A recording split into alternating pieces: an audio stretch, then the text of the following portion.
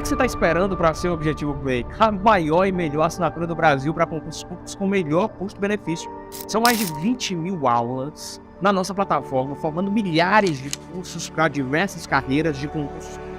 Além dessa gama de materiais, a gente é a única assinatura do Brasil na qual você tem acompanhamento direcionado por professores aprovados em concursos públicos.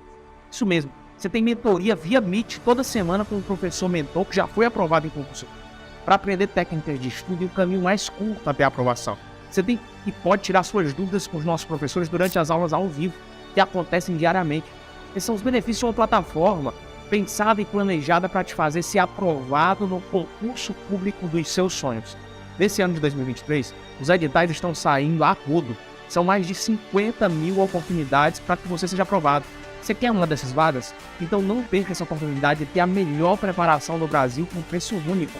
Aperta agora e saiba mais e venha se preparar com os melhores do Brasil assinando o Objetivo Play.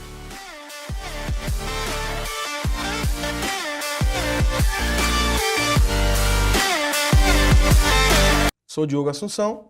Vamos falar agora dos povos europeus e dos indígenas na Paraíba.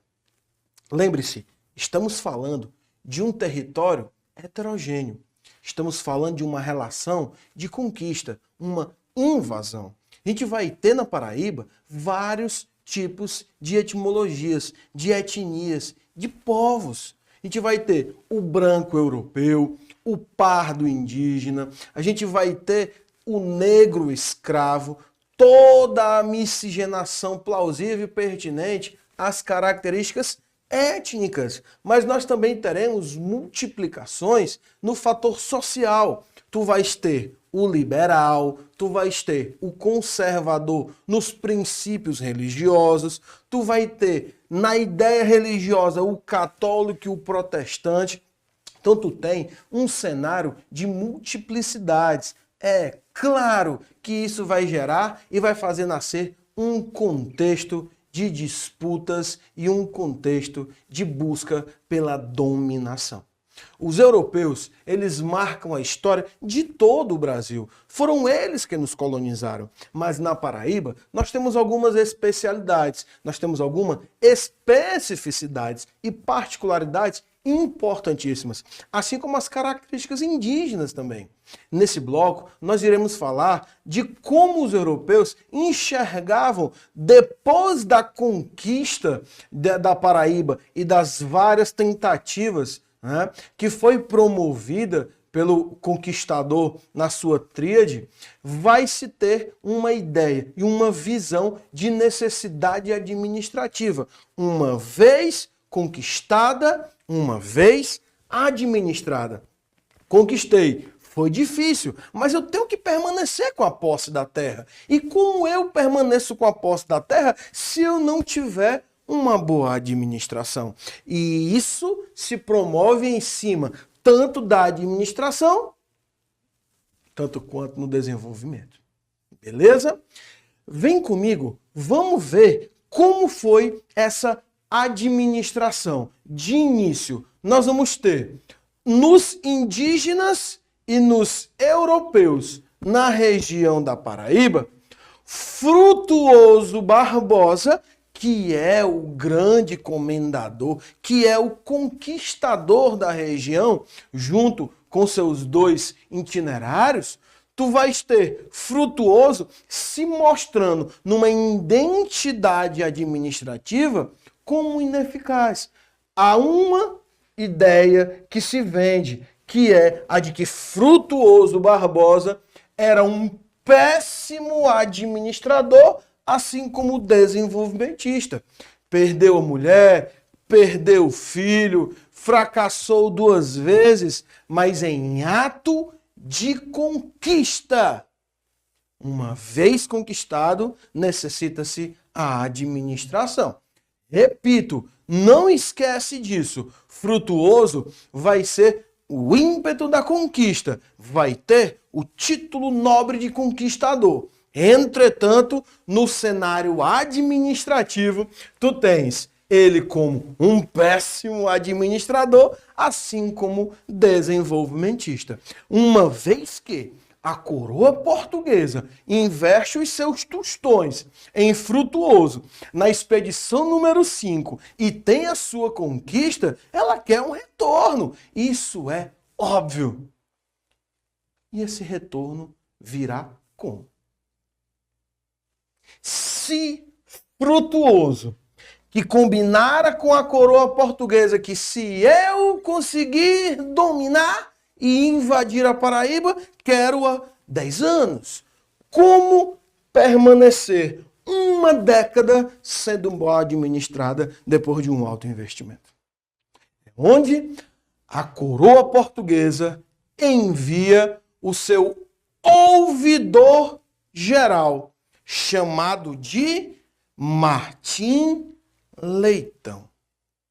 Martim Leitão, ele viria para apagar o fogo administrativo. Ele vinha para resolver as improbidades administrativas coloniais trazidas pelo fracasso econômico de Frutuoso.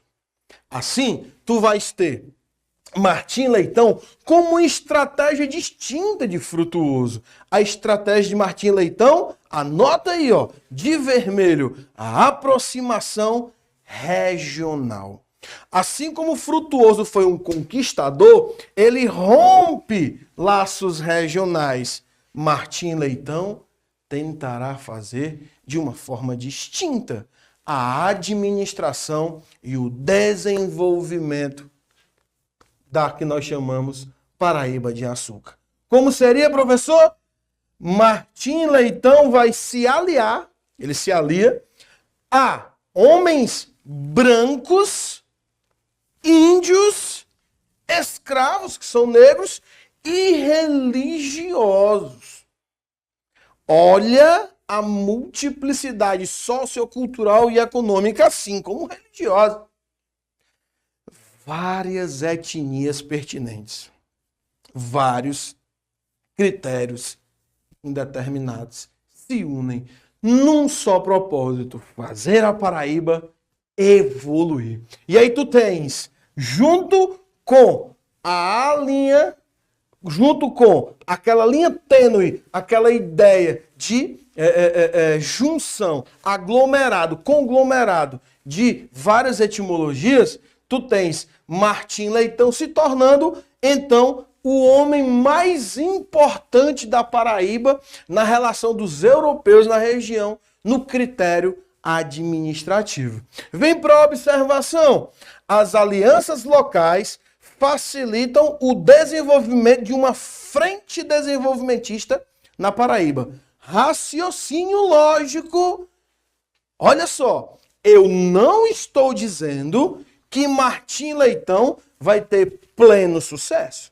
O que eu estou te dizendo é que Martim Leitão, criando alianças locais, ele vai facilitar o desenvolvimento de uma frente, de um grupo, de uma relação, de um outro caminho para se chegar ao sistema desenvolvimentista paraibano. Beleza? Assim, nós vamos ter o quê? O nascimento de expressões, valores etimológicos, que na Paraíba é visto como relações internas ou que nós chamamos de características locais. Uma delas, aqui do lado, ó. Piragibe. O que é o Piragibe? O que significa o Piragibe? Pô, tu acabou de ver que Martim, ele vai se aliar a indígenas. Esses indígenas, quase por todo sendo tabajaras, eles vão ser chamados de piragibes, que é o que nós chamamos de índio traidor. São os braços de peixe, são os piragibes. E eles vão se unir a Portugal para expulsar e para promover as relações, tanto desenvolvimentistas, tanto quanto progressistas da região paraibana.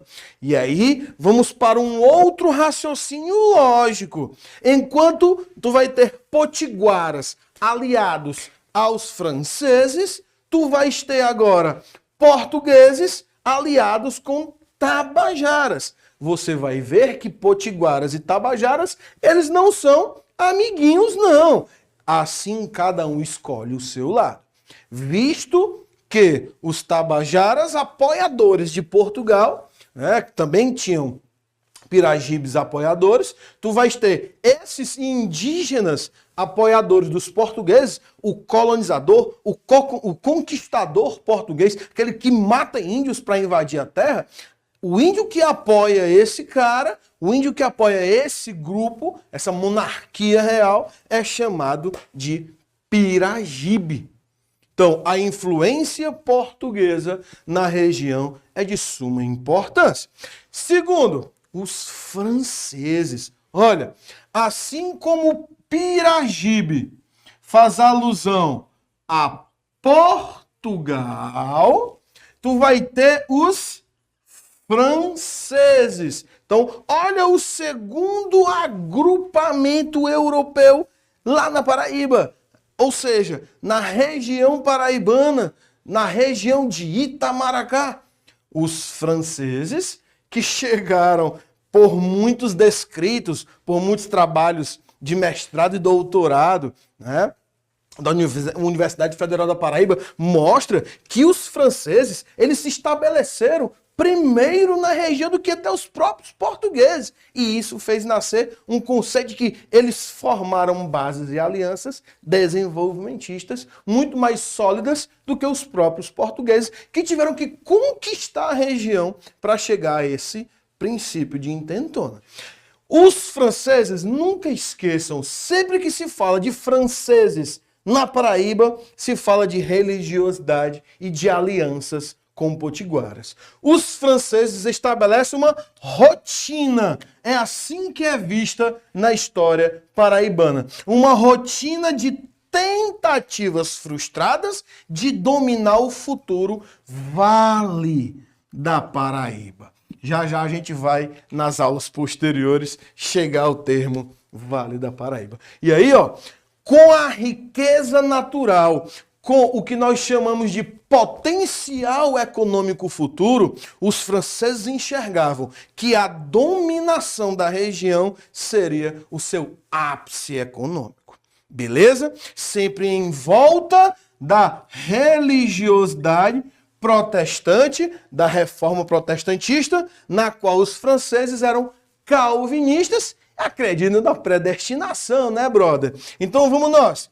Além de Piragibe relacionar-se a Portugal, nós temos os portugueses, que vão sempre ter que investir em expedições para assegurar as terras. Repito, ele vai ter sempre que gastar grana em expedições. Teve que gastar para conquistar e agora tem que gastar para assegurar as suas terras conquistadas e as suas influências na região. Eu te pergunto, que influência é essa? É claro que você sabe. Você já viu outrora. As influências portuguesas são as catequizadoras. O que existe numa catequese? Você vai aprender a sentar, comer, mas você também vai aprender a rezar e você vai aprender a falar o idioma português. Isso é a catequização, que são os padrões de Portugal sendo impostos na região paraibana, assim como os seus laços religiosos. Então, essas influências portuguesas, elas são distintas das influências francesas. Tranquilo? Então, além de franceses, portugueses e piragibes, a gente vai ter o quê? A ascensão holandesa na região.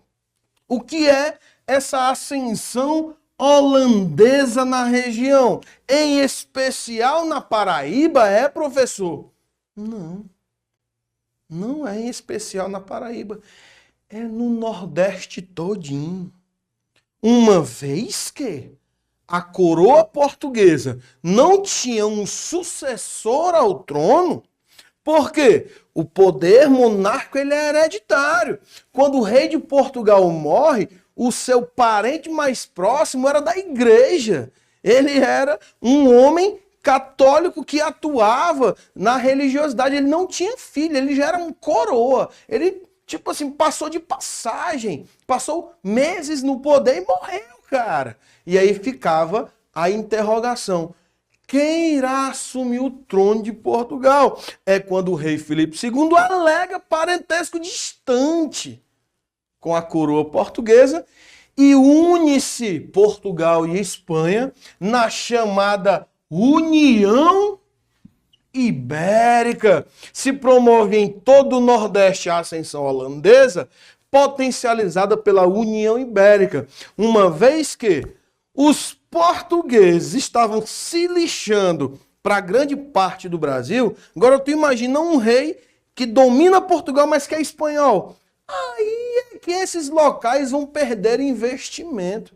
E aí os holandeses vão aproveitar para invadir grandes localidades, como por exemplo, a Paraíba será invadida por holandeses pela ideia de enfraquecimento da centralização do poder real, porque Portugal não tinha um rei específico e passou a ser o mesmo rei espanhol. Nunca esqueça, quando nós estivermos falando sobre os holandeses na Paraíba, você vai lembrar dessa minha historinha. Eu vou te explicar muito melhor e mais detalhada a União Ibérica e você vai ver que a descentralização leva à invasão. Os holandeses se potencializam e tomam toda a região, principalmente Pernambuco, a capitania mais desenvolvida até então. Beleza? O rei Felipe II chega ao poder e lembre-se, ele é um espanhol e que vai ter relações com Portugal por conta da União Ibérica. Nunca esqueça, relação União Ibérica com conquistas holandesas. E por último, assim como Felipe II, um espanhol, a ideia da colonização espanhola que estava do outro lado, que é na chamada América Pacífica, né, do Oceano Pacífico. Lá nós vamos ter a colonização espanhola acontecendo. Essa colonização veio para a América Atlântica, a gente vai ter relações diretas, por exemplo, que geraram transformações historiográficas na Paraíba? Não. Os espanhóis, eles saindo do cenário União Ibérica, os espanhóis, eles não vão ter um cenário de importância historiográfica no cenário paraibano. Tranquilo? Então, quando eu falo de espanhóis na Paraíba, eu falo de epicentros ou de movimentos locais, regionais bem particulares. E essas particularidades, se for cobrado no concurso, a gente tem que pedir o fim do mundo. Beleza? Aí vamos nós. Eu falei de Holanda, eu falei de Espanha. Eu falei de que mais? De que mais? De que mais?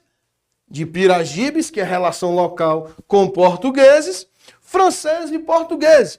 Eu posso citar na relação ingleses, que tiveram algumas influências econômicas nas projeções. Beleza? Esses são os povos europeus. No próximo bloco, nós iremos falar dos indígenas na Paraíba de Açúcar. Agora, bora responder umas duas questõezinhas aqui para a gente desenvolver a ideia de como existe uma relação de europeus e as nomenclaturas na Paraíba serem em volta de europeus. Vamos lá. A primeira questão fala da criação, da fundação no final do século XVI, de conventos e mosteiros na Paraíba, ou seja, características católicas, então denominado Filipéia de Nossa Senhora das Neves. Tu vai ver que a cidade de Nossa Senhora das Neves, que se tornará João Pessoa com a evolução, ganhou o nome de Filipéia por conta de Felipe II. Beleza? Foi vista com bons olhos pelos colonos, pois estes, item A, encontravam-se em minoria, acusados por tribos hostis, razão que os fez socializar da coroa e do Papa a instalação de missões jesuíticas fortificadas, no interior das quais pudessem habitar. B, pretendiam fazer prevalecer o catolicismo e combater as religiões protestantes, como o calvinismo, trazido pelos conquistadores franceses, ao qual a população local havia aderido massivamente. Mais uma vez, a resposta correta é o item B. Beleza? Já a segunda questão, ela fala assim, ó, assumindo os ideais iluministas no reino, o Marquês de Pombal expulsou os jesuítas de Portugal e das colônias. Na Paraíba, os jesuítas foram expulsos por Pombal em 1759. A consequência dessa expulsão para a capitania foi a, vamos lá, criação de uma cultura formada por valores indígenas católicos. B. Expansão da pecuária. C. Introdução de novos conhecimentos espirituais científicos vindos da Europa. D. Intensificação dos conflitos que ocorriam entre colonos e tupis guaranis. E. Desarticulação do sistema de ensino mantido por ordem religiosa. Ou seja, a primeira questão fala da influência europeia no termo religiosidade e a segunda questão fala do Marquês de Pombal, era um déspota esclarecido, aderia a ideias iluministas e traz, o item é como correto. Marquês de Pombal, ele vai desarticular o sistema de ensino mantido por ordem religiosa. É a adesão do cientificismo na região paraibana e no Nordeste brasileiro. Beleza? Eu me chamo Diogo Assunção. Me segue nas redes sociais, o meu arroba é professor_Diogo Assunção 89. A gente tá junto para a tua aprovação. Um forte abraço e até o nosso próximo encontro. Valeu! O que você está esperando para ser o Objetivo Play? A maior e melhor assinatura do Brasil para concursos públicos com melhor custo-benefício. São mais de 20 mil aulas na nossa plataforma, formando milhares de cursos para diversas carreiras de concursos. Além dessa gama de materiais, a gente é a única assinatura do Brasil na qual você tem acompanhamento direcionado por professores aprovados em concursos públicos. Isso mesmo, você tem mentoria via Meet toda semana com um professor mentor que já foi aprovado em concurso público, para aprender técnicas de estudo e o caminho mais curto até a aprovação. Você tem e pode tirar suas dúvidas com os nossos professores durante as aulas ao vivo, que acontecem diariamente. Esses são os benefícios de uma plataforma pensada e planejada para te fazer ser aprovado no concurso público dos seus sonhos. Nesse ano de 2023, os editais estão saindo a rodo. São mais de 50 mil oportunidades para que você seja aprovado. Você quer uma dessas vagas? Então não perca essa oportunidade de ter a melhor preparação do Brasil com preço único. Aperta agora e saiba mais e venha se preparar com os melhores do Brasil assinando o Objetivo Play.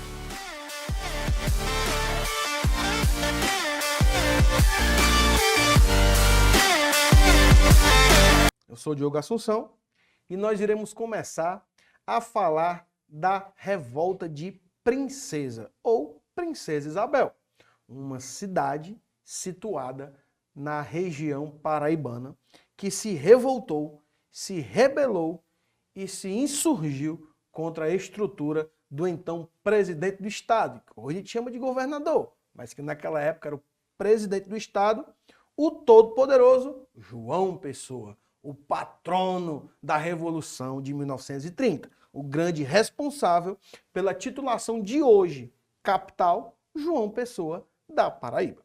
Vem comigo, vem entender como foram esses traços de revolta. Olha só, o então regente do Estado, chamado de João Pessoa, promoveu estruturas de modelação administrativa, mas também taxação de impostos legalmente impostos pela conduta da ideia republicana. Estamos falando de um período em que o Brasil vive o café com leite e que a Constituição é a republicana.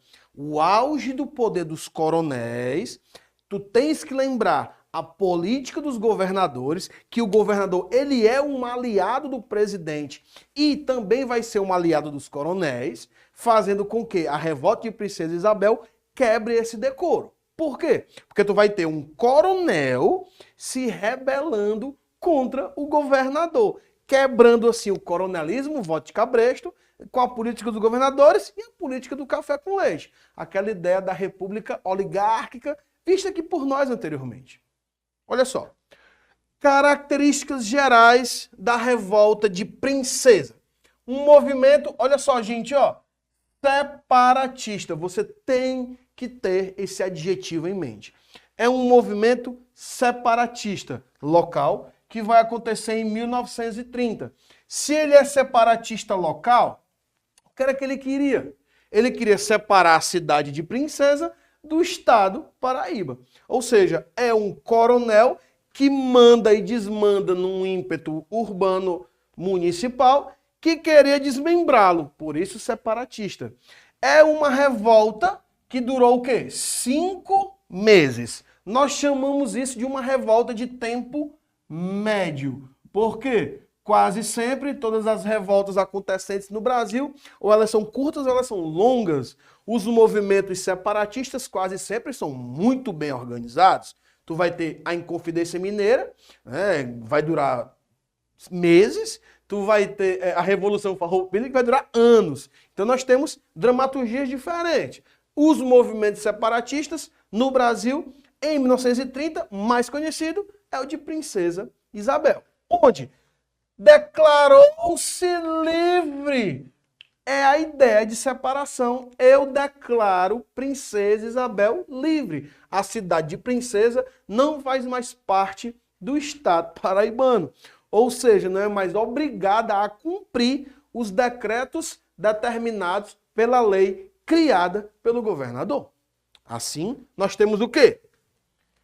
O então coronel José Pereira Lima. Olha, não esquece esse nome. José Pereira Lima. Ele é o grande redator, propositor e determinador da ideia de revolta.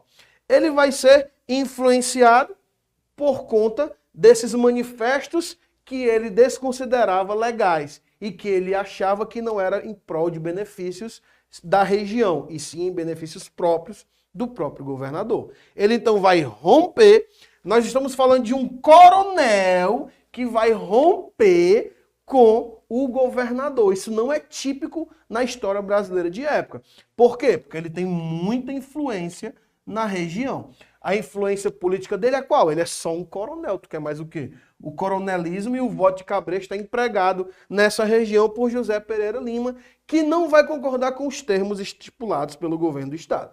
Olha só, ele vai reagir contra medidas econômicas e práticas políticas. Anota aí, cara, ó, medidas econômicas e práticas políticas. Então é um movimento separatista de cunho político-administrativo. Político-administrativo. Político-administrativo, não esquece disso. Vem comigo. E implantados por João Pessoa, que era o chefe do governo. Como nós chamamos presidente do governo, hoje governador.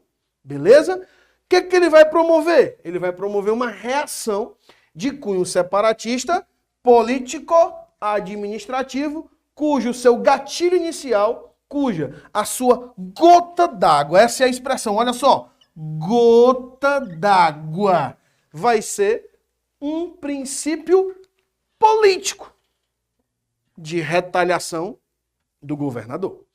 Qual seria esse princípio político? Vem comigo. João Pessoa vai impedir a formação de uma chapa política que ele considerava ser oposição. Quem formaria essa chapa?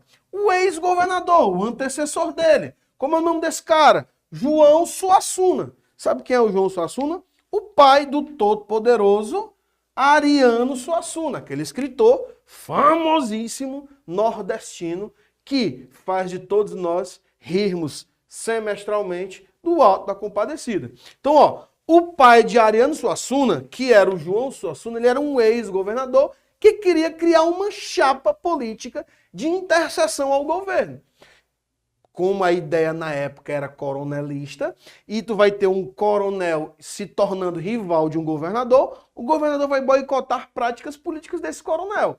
Ou seja, a chapa política do ex-governador seria em prol de José Pereira, que seria oposição de João Pessoa.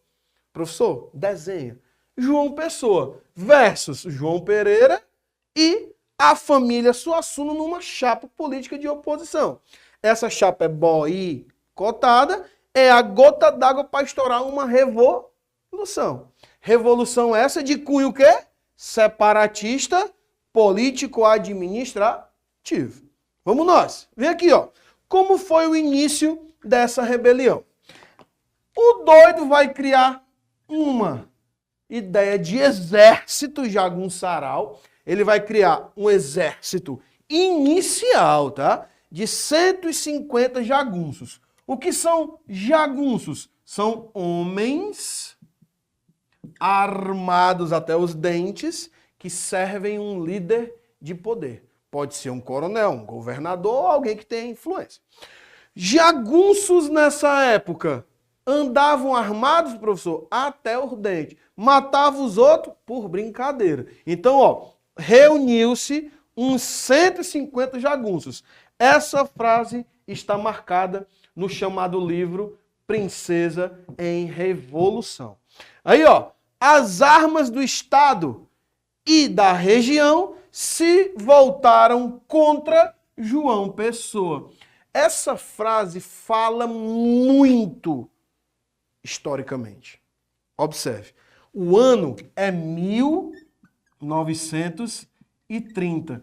Sabe o que acontece no Brasil em 1930? O banditismo. É quando um caba chamado de Lampião, Virgulino Ferreira, vai começar a promover o cangaço nos sertões nordestinos. João Pessoa vai fazer o quê? Meter a mão no bolso, comprar armas e dar para os coronéis do seu estado. Para quê? Para eles lutarem contra os bandos de Lampião. Fazendo com que não precisa a volante, que é o exército do Estado, atuar diretamente. Ou seja, diminui o investimento do Estado em homens, mas aumenta o investimento do Estado em armas. Detalhe, tu vai pegar José Pereira Lima, ele é um coronel. E ele vai receber essas armas para quê? Para repelir o bando de Lampião. Sabe o que ele vai fazer com essas armas? Ele vai pegar essas armas que são dadas pelo Estado, olha só, e fazer elas se voltarem contra o próprio Estado que as deu. Então se torna uma chamada hipocrisia, uma vez que você arma coronéis que podem se rebelar contra ti. Isso foi um escorregão de João Pessoa, professor? Não, ele jamais esperaria que um coronel se rebelasse contra ele, o grande João Pessoa. Aí vamos nós. Observação, essas armas foram doadas pelo governo aos coronéis para repelir Lampião e os seus subordinados, fazendo com que nascesse, assim, a ideia de uma reação às armas do governo para contra o governo, criando uma ideia, olha só, uma sensação de guerra civil. Professor, a revolta de Princesa é uma guerra civil? Não. É uma rebelião, é um movimento separatista, mas faz-se nascer um sentimento. Por isso que eu enfatizei o termo espécie. É uma espécie de guerra civil. Uma vez que a sociedade está rompida. Uma vez que o grande representante municipal, que é o grande coronel, rompe com o Estado, uma vez que ele se torna rival do presidente do Estado, que é o governador. Daí, ó, uma espécie de guerra civil foi instaurada para a contenção dos rebeldes. O que essa frase quer dizer? Muito. Quer dizer que João Pessoa vai reagir. Aí, olha só, 3 coisas que acontecem ao mesmo tempo. Primeira delas, o banditismo. Segundo, sociedade em rebelião. Terceiro, o governador vai ter que gastar dinheiro para quê? Para conter os rebeldes. Então, enquanto nós temos um mal em comum, que é o banditismo, mal em comum, o Estado e o jagunçaral, que antes eram unidos para combater esse mal em comum, agora são uma tríade. Eles são rivais E então nós temos 3 problemas instaurados em Paraíba, na região de Princesa, nesse exato momento, historiograficamente falando. Como conter tudo isso? Calma.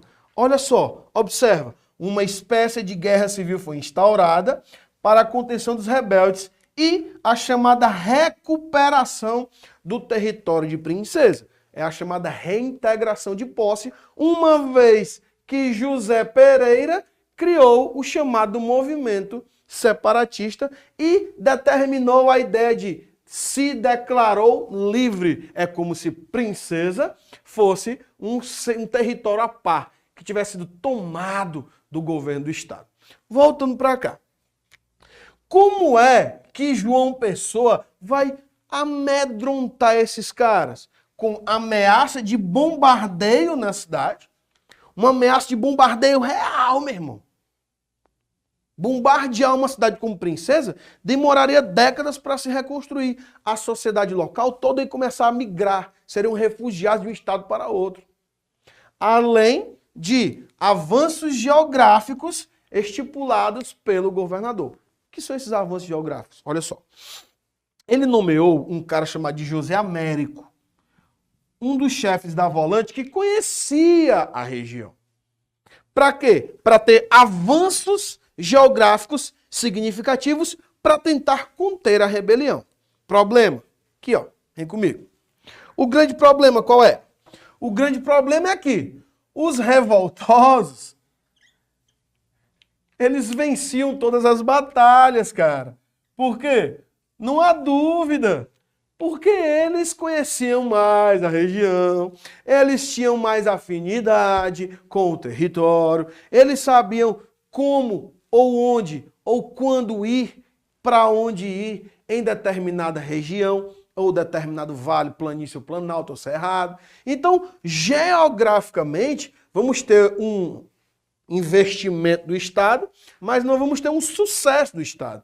Esse conflito vai ser vencido, na maioria das batalhas, por quem?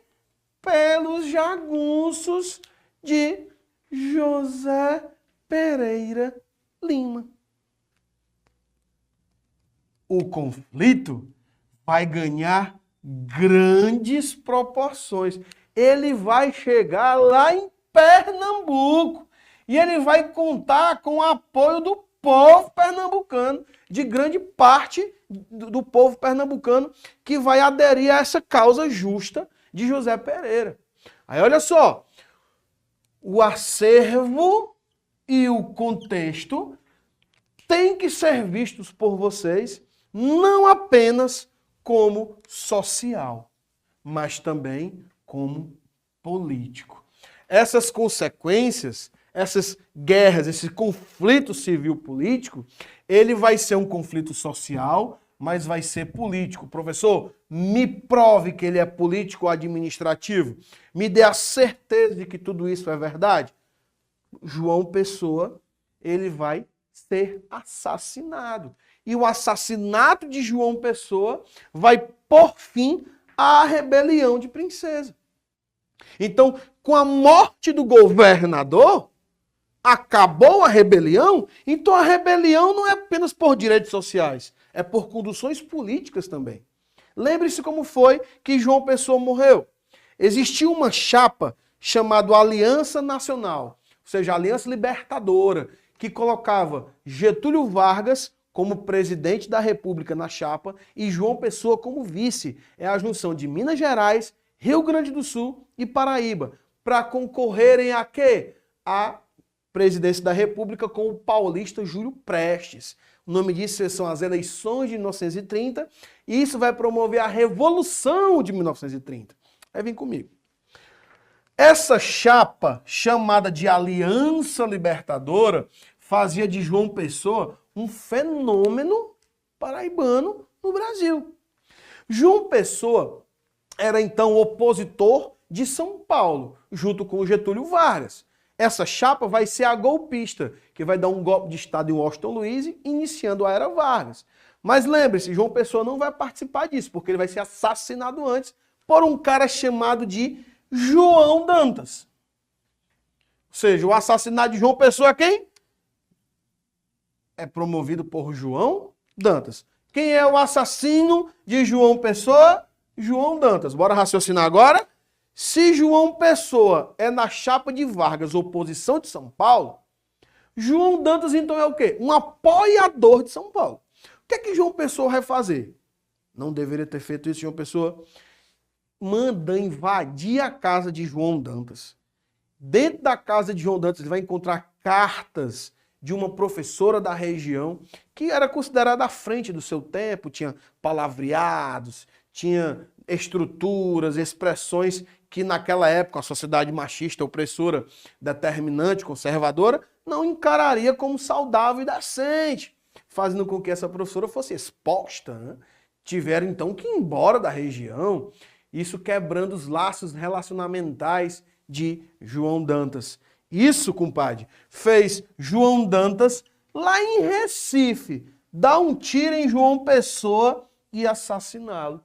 Olha só, com a morte de João Pessoa, Getúlio Vargas vai resgatar militarmente apoio para dar um golpe de Estado e iniciar a Era Vargas. O golpe de 30, a Revolução de 1930 no Brasil, é dado o gatilho inicial pelo assassinato de João Pessoa. Depois que João Pessoa é assassinado, com a morte de João Pessoa, temos o fim da revolta e é justamente nessa época que o nome da capital se torna João Pessoa, em homenagem ao ex-governador. Isso prova que o cunho principal dos revoltosos não era só social, também era político. Beleza? Bora responder questões? Vem comigo. Primeira questão, compadre, fala assim, ó. Entre as consequências da revolta de Princesa na Paraíba em 1930, pode-se marcar corretamente, vamos lá, resultou na dominação por parte de Pernambuco sobre o território paraibano, envolveu os estados da região norte do Brasil na Revolução Constitucionalista, acarretou a anexação de terras de Pernambuco por parte da Paraíba, surgiu provisoriamente um estado independente da Paraíba, na região hoje conhecida como Serra do Teixeira. Ou seja, o contexto está na anexação de Pernambuco, ou seja, resultou na dominação por parte de Pernambuco sobre o território paraibano. Ou seja, o item A. Já a segunda questão fala assim, ó. Como explica a professora Alômia Abrantes em seu texto Paraíba Masculina, Honra e Virilidade na Revolução de 1930, o Baião Paraíba, composto por Luiz Gonzaga e Humberto Teixeira, homenageia o Estado a fazer referência indireta a um conflito interno entre coronéis e o poder público estadual, cujas consequências impactaram a política nacional em 1930. Os versos que fazem alusão ao conflito são Paraíba Masculina, Mulher Macho, Sim Senhor. Eita, pau Pereira, quem princesa já roncou. Eita, Paraíba, Mulher Macho, Sim Senhor. A respeito do conflito, aludido no Baião Paraíba, assinala a alternativa que indica corretamente o nome dele e sua consequência para a política nacional da época. E tem A, Guerra dos Mascates. B, Revolução de 30, Getúlio Vargas foi eleito presidente do Brasil. C, Ronco da Abelha. D, a Revolta de Princesa, assassinato de João Pessoa, candidato a vice-presidente Getúlio Vargas. Ou seja, item D é o final da nossa aula. Já a terceira questão fala assim, cara, ó, observa. Esse estudo traz em sua essência a discussão sobre os fatos que ocorreram na Paraíba durante o período da Primeira República. Fatos estes que vieram a desencadear um conflito armado dentro deste Estado entre dois tipos de poder. O poder privado, representado no conflito específico pelo coronel José Pereira Lima, e o poder instituído, representado pelo João Pessoa Cavalcante de Albuquerque. O primeiro, caracterizado pelo coronel, figura que constituía a base do sistema político da época, que é o coronelismo, e o segundo, concentrado nas mãos do chefe político estadual, que era o governador. Assinale a alternativa que indica corretamente o nome do conflito aludido no texto acima das alternativas. Vamos lá. A, Guerra de Canudos, Revolução Praieira, Revolta de Princesa, Revolta de Quebra-Quilos. Você vê que a história da Paraíba trata das quatro, mas que o texto fala da Revolta de Princesa, item C. Valeu, galera? Ou seja, eu fico por aqui. Vocês viram a Revolta de Princesa Isabel, uma revolta emancipacionista que está no contexto e que está sempre sendo cobrado nos concursos públicos paraibanos. Forte abraço, me chamo Diogo Assunção, me segue nas redes sociais, meu arroba é prof_Diogo Assunção 89, vamos junto para a tua aprovação. Valeu, até a próxima. O que você está esperando para ser o Objetivo Play? A maior e melhor assinatura do Brasil para concursos públicos com melhor custo-benefício. São mais de 20 mil aulas na nossa plataforma, formando milhares de cursos para diversas carreiras de concursos. Além dessa gama de materiais, a gente é a única assinatura do Brasil na qual você tem acompanhamento direcionado por professores aprovados em concursos públicos. Isso mesmo, você tem mentoria via Meet toda semana com um professor mentor que já foi aprovado em concurso para aprender técnicas de estudo e o caminho mais curto até a aprovação. Você tem e pode tirar suas dúvidas com os nossos professores durante as aulas ao vivo, que acontecem diariamente. Esses são os benefícios de uma plataforma pensada e planejada para te fazer ser aprovado no concurso público dos seus sonhos. Nesse ano de 2023, os editais estão saindo a rodo. São mais de 50 mil oportunidades para que você seja aprovado. Você quer uma dessas vagas? Então não perca essa oportunidade de ter a melhor preparação do Brasil com preço único. Aperta agora e saiba mais e venha se preparar com os melhores do Brasil assinando o Objetivo Play.